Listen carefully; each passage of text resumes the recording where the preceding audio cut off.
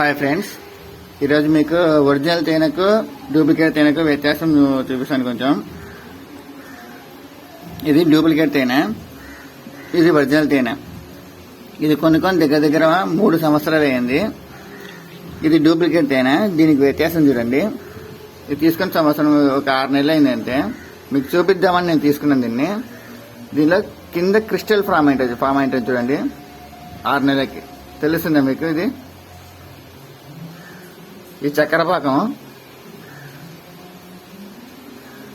మనకు దానికి ఒరిజినల్ తేనెకు దీనికి వ్యత్యాసం ఎట్లా తెలుస్తుంది అంటే, మనం ఒరిజినల్ తేనె మనం నాలుక మీద వేసుకుంటే గ్లిజరిన్ లాగా ఒక ఫీలింగ్ వస్తుంది అనమాట.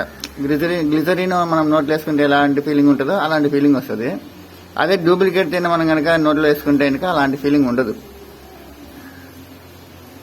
మీకు అది చూడండి, ఇది చక్కెర పాకం. ఇది కింద ఎట్లా చక్కెర ఫామ్ అయిందో చూడండి. ఇది డూప్లికేట్ తేనె. ఇది చూడండి, ఇది తీసుకొని దగ్గర 3 సంవత్సరాలు అయింది. నేను క్లియర్గా అట్లనే ఉంది చూడండి. కింద కూడా ఏం ఫామ్ కాలే. తెలుస్తుందా మీకు?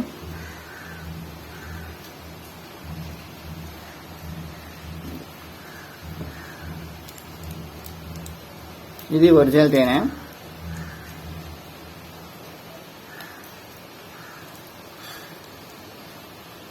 ఇది మేమే అమ్ముతాం. ఇది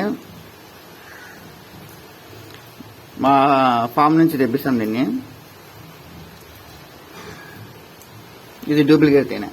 కలర్ కూడా కొద్ది రోజుల తర్వాత ఎట్లా అయిపోయింది చూడండి. దీన్ని ఇట్లా వ్యత్యాసం ఉంటుంది అనమాట. మనకు ఒరిజినల్ తేనె అయితే కనుక కొద్ది రోజులకి లైట్గా పలచబడుతుంది. ఇంకోటి ఏంటంటే, మనకు పాత తేనె అనేది పదును ఎక్కువ ఉంటుంది అనమాట. ఆయుర్వేదం ప్రకారం తేనె పాతది కొద్దీ పదును అనేది పెరుగుతుందని చెప్తారనమాట. ఇది మెడిసిన్స్కి ఎక్కువ ఉపయోగిస్తారు. ఇట్లాంటి డూప్లికేట్ తేనె తీసుకొని ఏం ప్రయోజనం ఉంటుంది చెప్పండి? ఇవి ఎట్లా ఉందో చూడండి. కలర్ మారిపోయి ఎట్లా కలర్ మారడం అనేది సహజంగా ప్రతి తేనెకు జరుగుతుంది. కానీ ఇది మరీ ఘోరంగా చక్కెర పాకం కూడా చూడండి ఎట్లా అనిపిస్తుందో. ఇది